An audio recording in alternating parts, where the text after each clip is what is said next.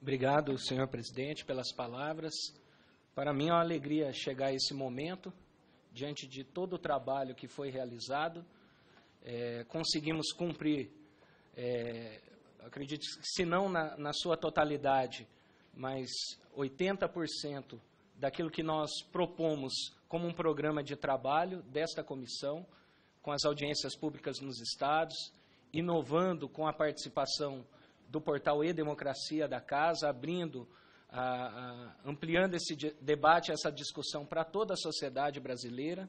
Então, nós chegamos a esse momento, um momento ápice da comissão, e eu tenho certeza que com o prazo para que os parlamentares possam encaminhar emendas ao projeto, nós temos ainda muitas coisas que possam ser encaminhadas a esse humilde relator, para até o final e o término definitivo dessa comissão.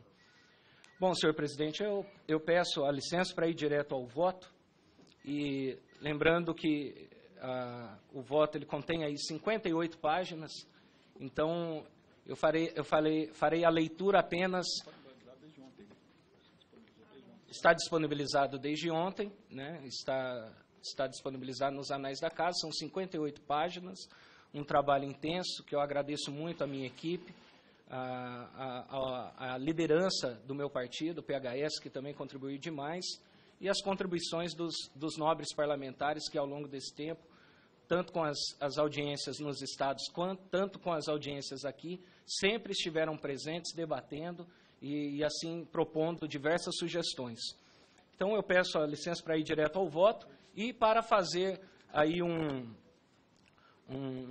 onde eu sumarizo em 7 tópicos aquilo que eu entendo como importantes para que os parlamentares aqui presentes possam ouvir e assim também começarem a refletir a respeito de tudo aquilo que trago dentro do meu voto. Voto do relator. O voto está... eu começarei a leitura na página 5, 6... e depois irei para a página 41, onde está o resumo.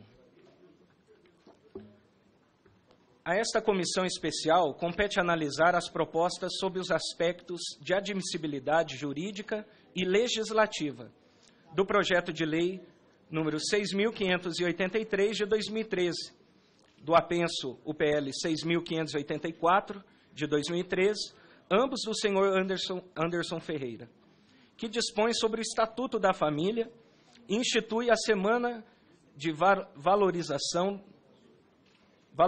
da Família, respectivamente, e da emenda do senhor Marcos Rogério, sendo a apreciação conclusiva. Sob o enfoque da constitucionalidade formal, o projeto de lei 6.583 de 2013, o seu apenso PL 6.584 de 2013 e a emenda não apresentam vícios, porquanto observadas as disposições constitucionais pertinentes à competência da União para legislar sobre a matéria, do Congresso Nacional para apreciá-la e da iniciativa. Entretanto, entendi que o parágrafo 1º do artigo 13 do projeto de lei 6.583 de 2013, ao determinar que o Ministério Público e a Defensoria Pública promovam ações voltadas ao interesse da família no Dia Nacional de Valorização da Família, afigura-se-me inconstitucional por vício de iniciativa, motivo pelo qual será o dispositivo excluído em meu substitutivo. Quanto à constitucionalidade material, não se vislumbra conflito entre o projeto de lei 6.583 de 2013 e o seu apenso PL 6.584 de 2013, e a Constituição Federal, cujo objetivo é garantir a valorização e a proteção da família, atendendo aos preceitos estabelecidos no artigo 226 da Constituição Federal. Quanto à emenda proposta no âmbito desta comissão especial, parece-me igualmente atender às exigências de constitucionalidade. Não há outro sim, em juridicidade. A técnica legislativa é adequada. Quanto ao mérito, acredito deva ser aprovada a matéria em comento. com algumas ressalvas e sugestões pontuais de alteração. Antes, todavia, mostra-se oportuno resgatar tópicos do entendimento da matéria, bem como da conjuntura em que vive a sociedade brasileira, para estabelecer a compreensão que se reputa concorde com a consciência histórica e humana da Constituição vigente. Fazem-se considerações de temas pertinentes à compreensão deste relator. Após um semestre de atenta participação nas sessões, com colegas deputados, em percussiente audição de cidadãos de diversas ciências e profissões, que se dispuseram a comparecer nos encontros profícuos da comissão, além disso, fiz questão de voltar aos materiais produzidos na anterior legislatura. Sumarizo em 7 tópicos o que considero relevante para a devida apreciação dos demais membros da comissão especial. O último deles traz o comentário relativo ao conteúdo do projeto. Vou à página 41. Primeiro tópico, a competência originária e exclusiva da Constituinte e do Congresso Nacional para legislar em matéria de direito de família. Devemos diferenciar a relação entre o direito constitucional e o direito ordinário. O primeiro busca sintetizar a ideia de direito capaz de consolidar o consenso social. Por tais razões, é próprio do texto constitucional tratar os temas fundamentais da ordem juspolítica, de maneira sucinta e principiológica, sem descer, portanto, às minúcias dos assuntos. Tal papel, de descer às minúcias dos assuntos, por seu turno, cabe justamente ao direito ordinário que, fruto de uma deliberação menos exigente, dá contornos específicos às matérias constantes no texto constitucional. Embora, no conjunto, a Constituição brasileira não tenha seguido essa lição consagrada nos Estados de Direito democráticos contemporâneos, no que diz respeito à proteção da família, como veremos, o texto pátrio tem boa técnica e bom conteúdo. Tanto as linhas principiológicas delineadas na Constituição, quanto a sua especificação ofertada pelo direito ordinário, pressupõem deliberação legislativa. É próprio do Estado de Direito democrático pressupor que é mais sensato crer na mediânia de uma Assembleia em que a pluralidade de visões sobre o mundo esteja plasmada do que em um componente aristocrático, por mais virtuosos que sejam seus quadros. Por tal razão, o delineamento do texto constitucional a ser realizado pelo direito ordinário é função precípua do Parlamento. Trata-se de escandalosa usurpação da função constitucional quando o Poder Judiciário ou o Poder Executivo pretendem enxertar carne à alma do texto constitucional. Para o Executivo, a própria Constituição previu a hipótese de sustação dos atos que usurpassem prerrogativa constitucional do Congresso Nacional. Quanto ao Poder Judiciário, o silêncio constitucional a respeito do tema, alinhado a um ativismo judicial que, como já previa há décadas o eminente Miguel Reale, permite o que chamava de totalitarismo jurídico.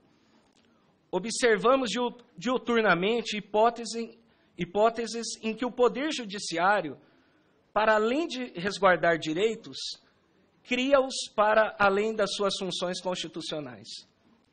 Já não é sem tempo a necessidade de restaurar o equilíbrio constitucional. O Parlamento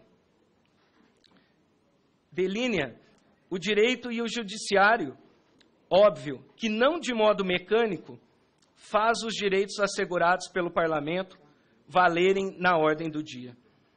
Com relação à família, o desenho estipulado pela Constituição segue o melhor tanto quanto à técnica, quanto ao conteúdo. Assim o fez no artigo 5º, artigo 6º, artigo 183, artigo 191, artigo 201, artigo 203, artigo 205, artigo 221 e alguns incisos, e seus incisos. E, de modo especial, o capítulo 8º, o capítulo 7º dos artigos 226 e seguintes da Constituição. O texto constitucional oferece os desenhos mais abstratos e fundamentais do Instituto e como que reclama ao direito ordinário os contornos mais específicos. São basicamente 3 os elementos fundamentais da família, a que se refere a Constituição. A família é a base da sociedade e merece uma atenção especial por parte do Estado e a natural distinção dos sexos, homem e mulher.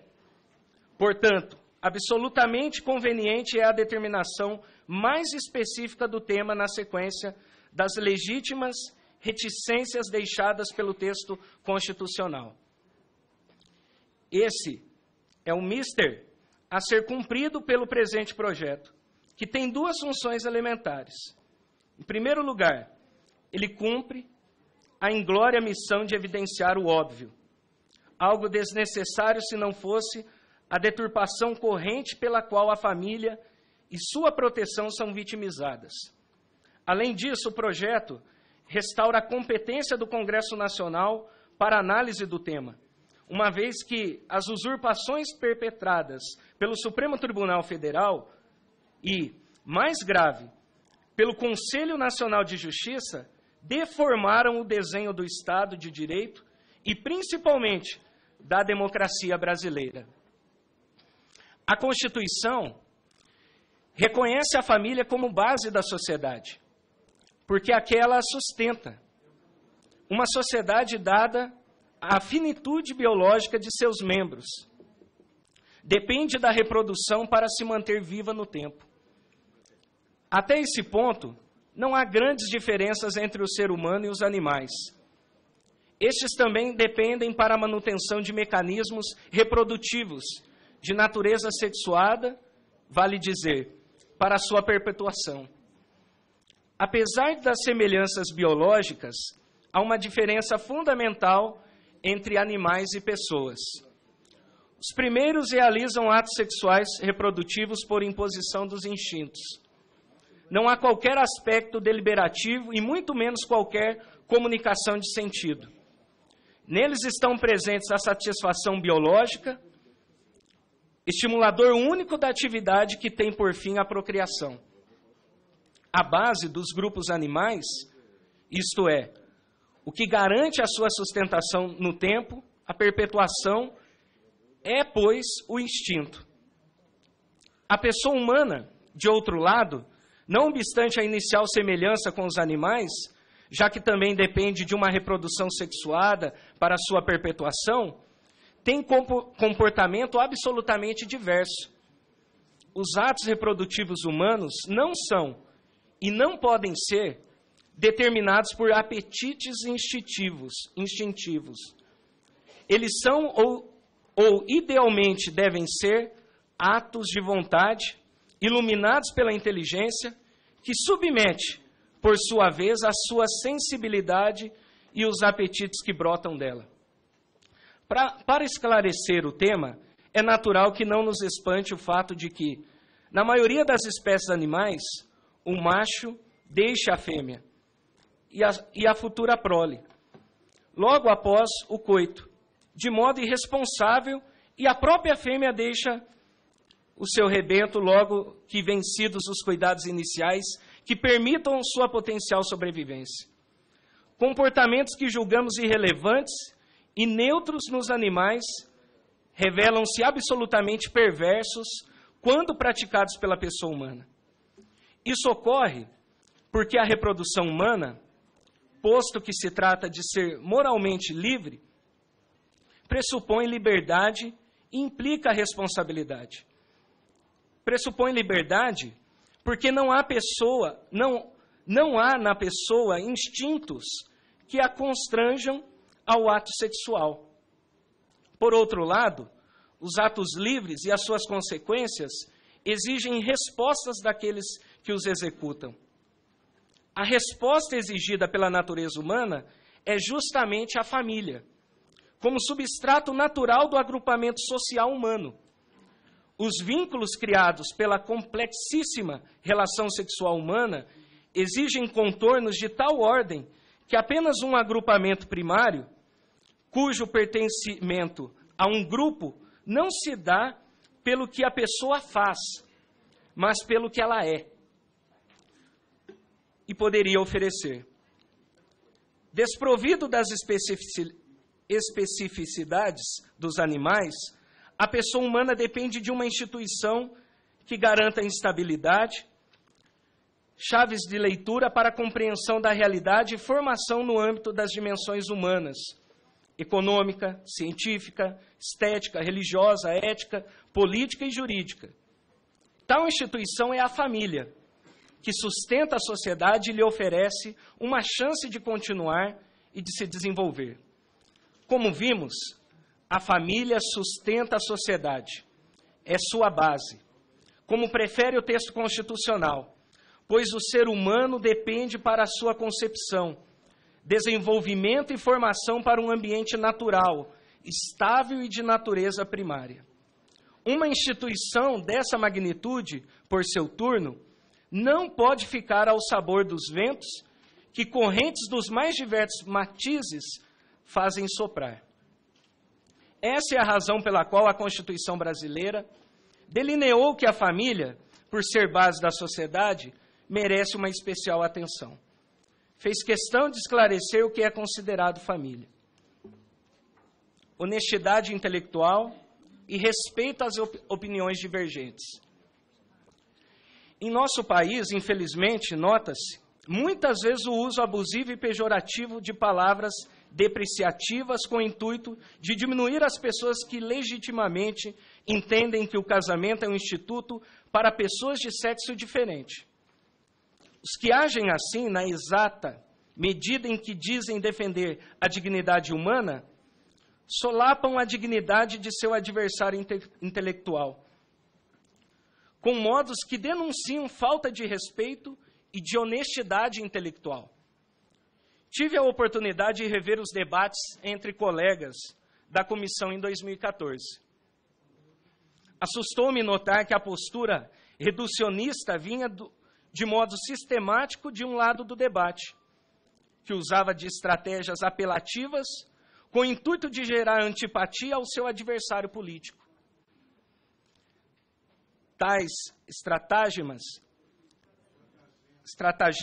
desviam, parece-me, da postura ética e da urbanidade adequada a representantes da população que devem parlamentar colegiadamente na confecção de leis. Para trabalharmos efetivamente sobre razão pública, é importante identificar e banir deste ambiente algumas falsas dicotomias, que efetivamente desviam do saudável debate de ideias. Listei 4 delas, sobre as quais de imediato me pronuncio. Primeira, quem não advoga pelo casamento de pessoas do mesmo sexo é homofóbico. Segundo, quem defende a família tradicional é fundamentalista. 3. O Estatuto da Família quer excluir várias modalidades familiares. 4. Não se pode aprovar um estatuto que não contemple todos os modelos de vida da atualidade. Primeiro, tem sido constante o uso reiterado da expressão homofóbico para quem pensa em desacordo com o grupo LGBT e simpatizantes. Ora, a homofobia tem a ver com a aversão à pessoa do homossexual, que seria destratada em razão de sua orientação. Dizer que toda posição não encampe os interesses LGBT seria uma postura homofóbica é um artifício desonesto, porque respeitar a uma pessoa não se confunde com acatar suas práticas ou trabalhar para que seus interesses sejam equiparados a direitos. Se, em consciência e conforme a razão pública, não me parece que seja caso de defender uma dada causa, tenho a liberdade de fazê-lo. Por exemplo, devo respeitar qualquer pessoa que goste de usar armas. Nem por isso serei obrigado a me engajar em campanhas para a liberação do uso de armas. E, caso me oponha a essa prática e à liberação de armas, nem por isso estarei agindo contra a pessoa que gosta e usa armas. Posso desaprovar a liberação das armas por entender em consciência que é mais seguro para o país e para o bem comum. Posso, assim, defender meu ponto de vista. E devo ser respeitado enquanto cidadão e ter meus argumentos ouvidos. Assim, defender e respeitar a pessoa que tem orientação sexual diversa da minha é um dever. Não há, todavia, dever de acatar interesses ou de engajamento na promoção da ideologia homossexual. Não é correto taxar de homofóbico quem não se alia a essa bandeira. Simplesmente exerce sua liberdade e seu direito. O homofóbico atua contra a pessoa homossexual. 2. Outra falsa afirmação. Quem defende a família tradicional é fundamentalista. Aqui se manifesta dupla falta de respeito e falsificação da verdade. É errado defender a família tradicional? Ou, por outras palavras, será que a família tradicional merece ser atacada? Por quê? Segundo ponto, o fundamentalismo religioso traduz uma postura de violência com o fim de impor um credo a alguém. Ora, quem acusa outrem de fundamentalista religioso deve provar que se trata de uma pessoa violenta e que está constrangendo outra a aderir a seu ponto de vista religioso. Assim, é desonesto equiparar o religioso ou um simples cidadão cuja postura religiosa é conhecida e que traz argumentos oportunos ao debate, em modos de razão pública, a um fundamentalista. 3. O Estado da família se alicerça na Constituição Federal e, como tal, está cingido pelo texto da norma fundamental. Trata-se de competência do Congresso Nacional regulamentar, para maior eficácia, a especial proteção constitucionalmente garantida à família, base da sociedade. A maior parte das modalidades de convivência humana passa pelo casamento, pela união estável ou pela filiação, que são a base da sociedade. Assim sendo, dizer que o Estatuto pretende excluir o que seja é uma falácia. O Estatuto vem para colocar a família base da sociedade, credora de especial proteção, no plano das políticas públicas de modo sistemático e organizado, como até então não se fizera. Nada impede que os cidadãos, mediante seus representantes políticos, advoguem pela inclusão de novos benefícios a outras categorias de relacionamento, mediante argumentos que possam harmonizar-se à razão pública. Portanto, o Estatuto, uma vez que não proíbe nada ao Congresso, de modo algum pode ser alcunhado de impeditivo para o que seja. 4. Os projetos de lei que surgem nas casas legislativas têm objeto e finalidades indicadas. Novamente, a finalidade do Estatuto é trazer para o âmbito infraconstitucional a família base, segundo descrita na Constituição Federal. Ele pretende partir de um consenso definido pela própria Constituição Federal, para ir adiante.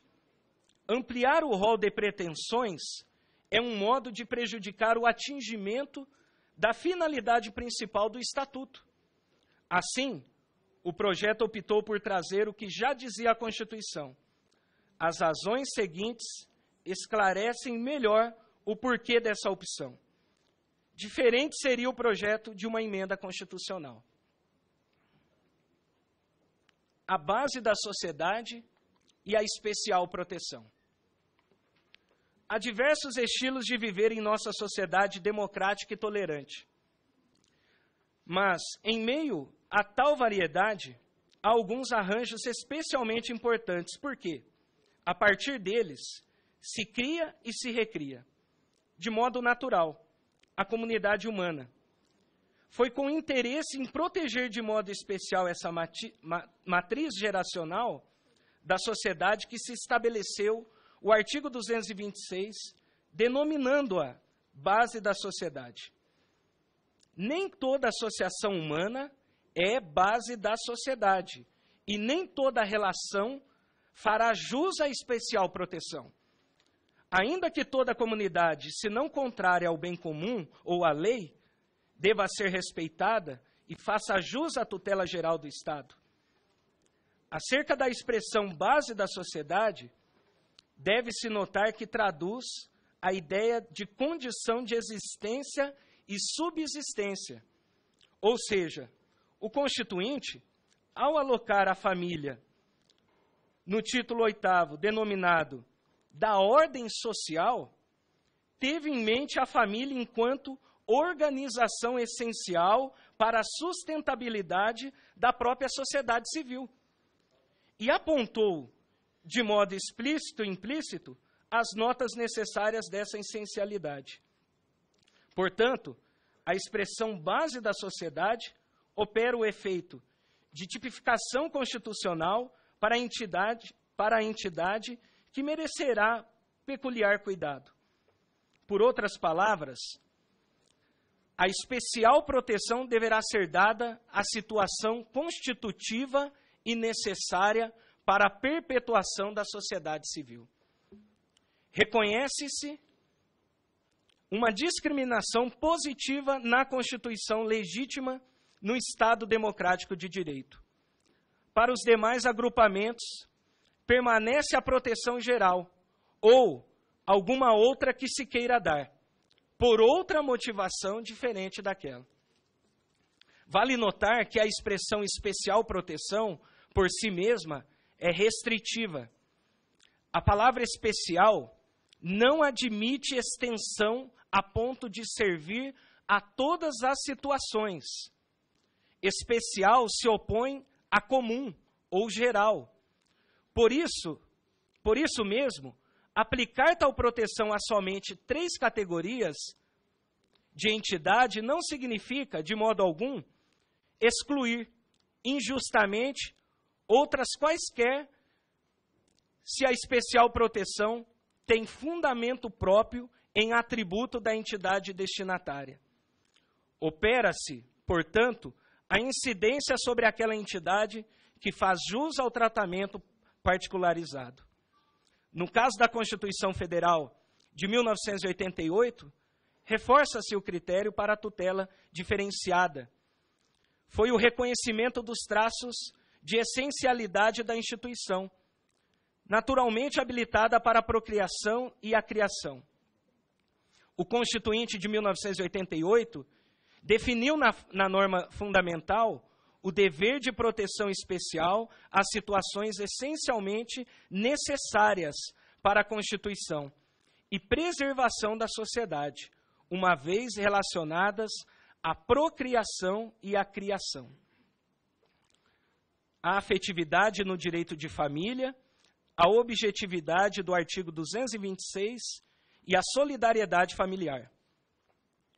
Convém notar que, a despeito de a afetividade compor com frequência a vida de relação, especialmente nas situações familiares, em razão de sua instabilidade e internalidade, o direito não poderia, sobre tal, apoiar os deveres jurídicos mais importantes da vida e mais perduráveis, como aqueles derivados das relações familiares. Ao mesmo tempo, desde uma perspectiva filosófica, o amor, enquanto relação de solidariedade, também não se identifica com o afeto. Este permanece na dimensão da sensibilidade passiva, realizando-se na sensação de um, enquanto aquele se vincula à dimensão da voluntariedade ativa, exaurindo-se no serviço ao outro, em uma conduta antes que em uma sensação. Ao direito interessam, desse modo, as relações de alteridade em sua dimensão de exterioridade. Neste sentido, o afeto, em si mesmo, não é considerado elemento jurídico. Para corroborar esse fato, vale lembrar que no casamento civil, a lei não exige verificação do afeto entre os nubentes, senão que leve em consideração a declaração de vontade negocial das partes, após o cumprimento de outros requisitos objetivos que permitam a habilitação. O mesmo com relação à união estável. Os fatos objetivos que servirão a comprovar a relação, caso esteja ela em juízo, não são declarações de afeto, mas conformações ao estado de casado. Deveres entre pais e filhos também não são condicionados pelo afeto. Nos alimentos prestados entre cônjuges e companheiros, ou ex-cônjuges e companheiros, idem. Sobre a afetividade, não é possível haver um controle pleno. Ninguém impera sobre seus afetos, no sentido de dizer para si: goste de fulano, tenha afeto por ciclano, deseje ser bom, mas conduz ou pode conduzir-se mediante sua vontade, ou deliberar agir de um modo correto, mesmo quando os afetos inclinariam para atitudes opostas. Por vezes, o afeto transmuda-se em desafeto.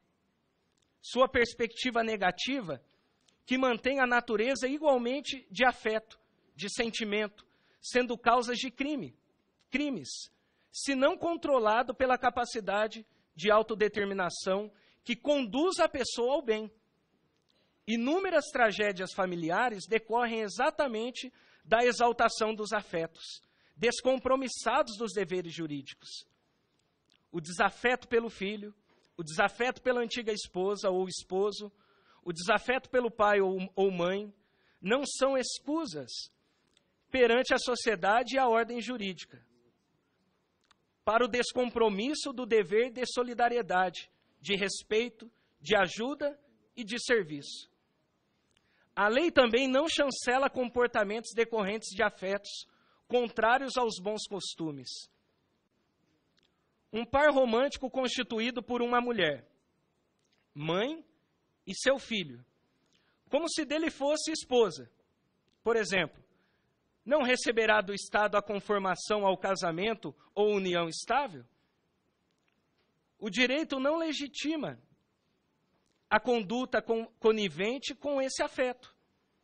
Antes, proíbe-a mediante impedimento matrimonial, mesmo que ambos vivam factualmente como marido e mulher.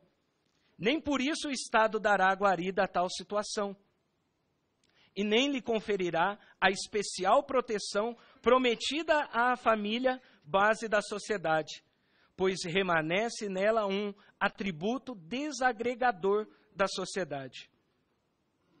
Pedófilos nutrem afeto pela prática sexual com crianças. Zoófilos pela atividade sexual com animais. Nenhuma e nem outra situação são protegidas pela lei, apesar de decorrerem de movimentos da sensibilidade que satisfazem a alguém. Há também quem se relacione afetiva e sexualmente com 2, 3 ou mais pessoas simultaneamente. Novamente, nem por isso tal relação ganhará legitimidade, como alguns pretendem. Portanto, deve-se notar a distorção de quem pretende entronizar o afeto como fundamento do direito de família. Jamais poderia sê-lo, pois o afeto é uma realidade individual interna, instável, tantas vezes avesso aos ideais e às virtudes sociais.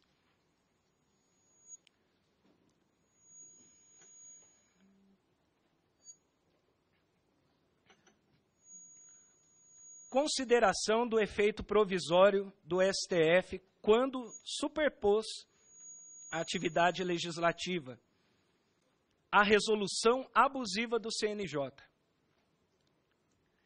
É oportuno trazer o entendimento do nobre relator de 2014, deputado Ronaldo Fonseca, quando teceu comentários acerca da decisão do Supremo Tribunal Federal na avaliação da ADPF 132 do Rio de Janeiro e a ADI 4.277 do Distrito Federal, que, mediante interpretação, rompeu com o significado das palavras do artigo 1723 do Código Civil, para estender norma referente à união estável entre o homem e a mulher, de modo a aplicá-la à união entre pessoas do mesmo sexo. O Código Civil trazia as mesmas palavras que a Constituição Federal.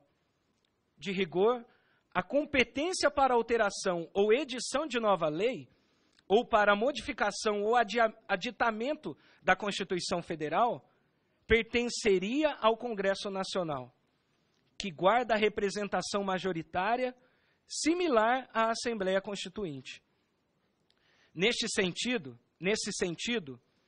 e em respeito a tal procedimento, vale recordar que no mesmo ano em que o STF desconsiderou o texto constitucional de 1988, em matéria de união estável, e desbordou de sua competência constitucional, alterando a um só passo norma promulgada pelo Congresso Nacional, quando da aprovação do Código Civil de 2002 e o texto constitucional de 1988, o Tribunal Constitucional da França, em caso similar, não acolheu pretensão de duas mulheres que pleiteavam casar-se, quando o Código Civil francês exigia diferença de sexos.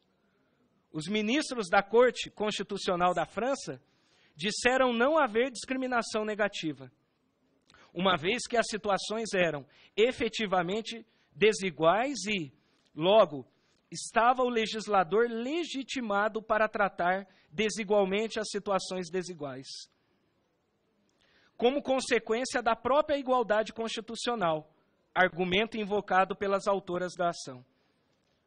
Ao mesmo tempo, o tribunal aconselhou que as mulheres recorressem ao parlamento para a modificação pretendida, pois se via incompetente institucionalmente para lhes acolher a pretensão. A parceria vital, alternativa de lei referenda para situações diferentes da base da sociedade. Em face do que fez o STF em 2011 e o CNJ na sequência, que retificação deve ser levada adiante pelo Congresso Nacional ao chamar a si o que por direito lhe pertence, devolvendo-se à sociedade civil o poder que lhe compete. A partir do quadro instalado e em uma autêntica e ampla perspectiva, o que fazer em face de situações que não se consubstanciam como base, fundamento ou condição de existência da sociedade civil, sem jus? Portanto, a proteção especial do artigo 226, mas que trazem alguma nota a demandar uma proteção diferenciada para além da proteção geral que já é garantida a todo cidadão. Haveria algum impedimento a se conceber nova categoria de proteção diferenciada? Para casos que escapam à condição de essencialidade para a sociedade civil, vislumbra-se, na atual conjuntura, a possibilidade de formalização legal de uma parceria vital, apta a conferir benefícios à sociedade oriunda da reunião deliberada de cidadãos que compartilham residência e esforços na manutenção do lar comum, com intenção de perdurabilidade. A categoria de lege ferenda seria admissível desde que não afetasse direitos indisponíveis de terceiros e poderia ser aprovada como iniciativa do Congresso Nacional na atual legislatura. Sob tal denominação, parceria vital, sem necessária conexão com a procriação ou criação da família, base da sociedade, poder-se-ia reconhecer o enlace de solidariedade entre duas pessoas, que entre si estabeleceria um vínculo de peculiar interdependência, ajustando a lei entre tais o caráter de dependência para efeitos previdenciários. Caberia ainda definir a possibilidade de que os parceiros pudessem optar de participar também da condição de herdeiro do outro, em posição similar àquela que caberia ao cônjuge ou companheiro, caso este não existisse, ou de herdeiro testamentário presumido, na hipótese de inexistência de tal instrumento, para receber 50% do patrimônio liberado para ser disposto em testamento. Isso se daria mediante alteração da legislação sucessória, para pleno acolhimento da categoria. Poderiam estar sob tal denominação as uniões de irmãos, amigos e outras quaisquer, independentemente da orientação sexual. Sob tal instituto, se albergariam todas situações não subsumíveis às categorias do artigo 226, na dimensão sucessória. Poderia operar efeitos quando não houvesse vínculo de conjugalidade, uma vez que o consorte ocuparia esta posição. A fundamentação da parceria vital seria, portanto, a especial solidariedade entre duas pessoas desvinculadas de conjugalidade e que se reunissem na manutenção do lar comum. Isso atenderia também em reuniões de pessoas do mesmo sexo, independentemente de orientação sexual de tais, uma vez que a orientação sexual por si mesma não justificaria direitos especiais, sob risco de excluir aqueles que vivessem plena e efetiva interdependência, na simples condição de amigos ou irmãos, sem qualquer envolvimento sexual.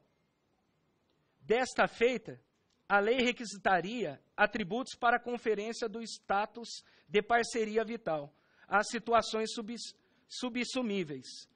Seria limitada a uma parceria vital por indivíduo, exigindo-se sua efetiva comprovação à época da instituição, bem como se prescreveria o modo de seu reconhecimento junto aos órgãos competentes do registro civil, com o ônus e o bônus da nova situação.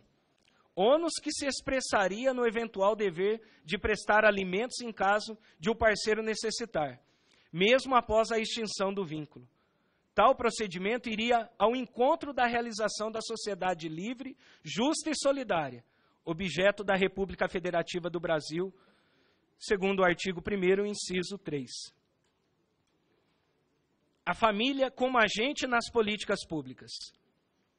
Feitas as ressalvas, o mais relevante contributo do Estatuto virá, portanto, na viabilização técnica da presença de representantes da família junto aos órgãos deliberativos estatais encarregados da elaboração das políticas públicas.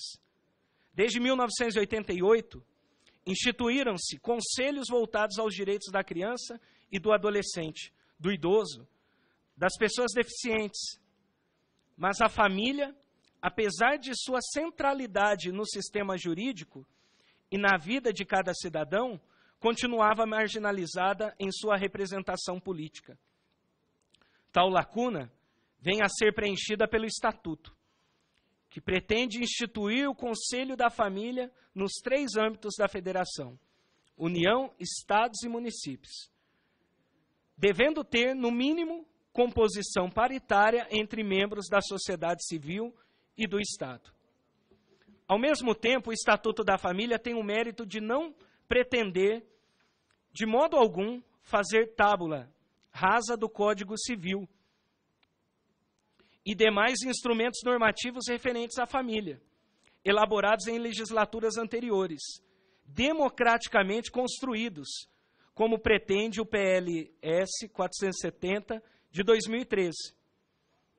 Pelo contrário, considera todos eles importantes para a defesa sistemática da família, valorizando o ingente esforço do Parlamento e da sociedade civil na fixação de tais leis.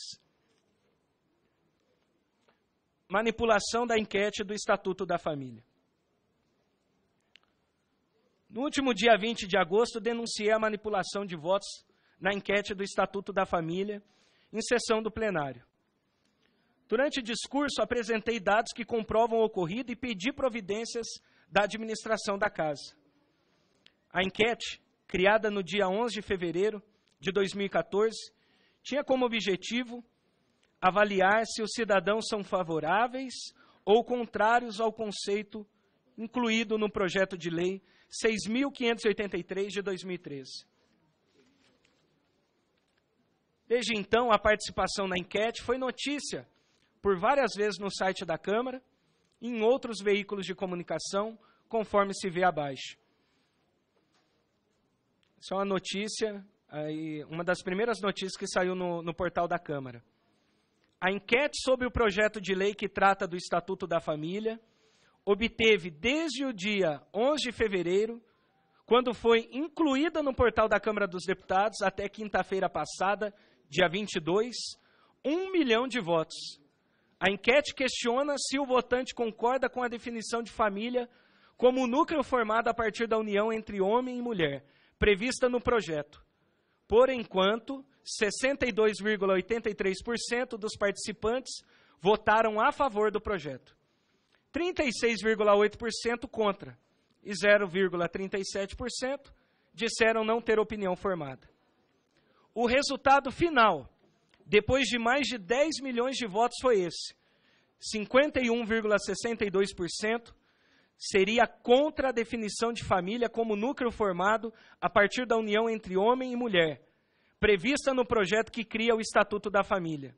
E 48,09% seriam a favor da definição de família como núcleo formado a partir da união entre homem e mulher, prevista no projeto que cria o Estatuto da Família.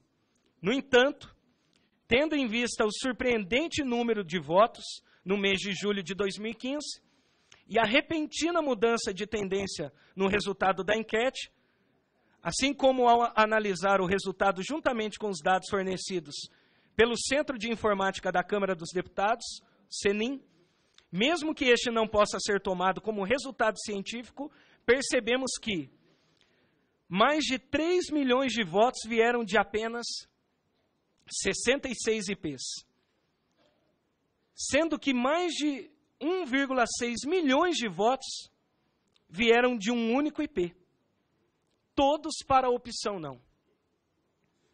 Além disso, mais de 122 mil votos de um único IP foram dados no dia 19 de julho, para a opção não, na cidade de Garanhuns, em Pernambuco, com a população em 112 mil habitantes.